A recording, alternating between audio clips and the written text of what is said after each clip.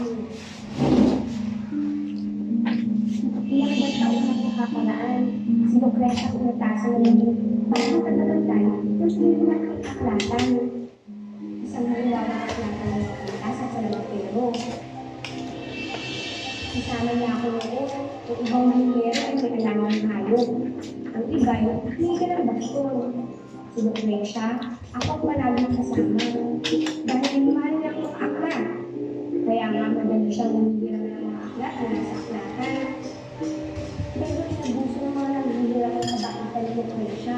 Maraming hindi nagsasaulo ng akla. Sa kanya dahil, ginawa ko ng kwento ng kanita upang palusahan ng mga hindi nagsasaulo.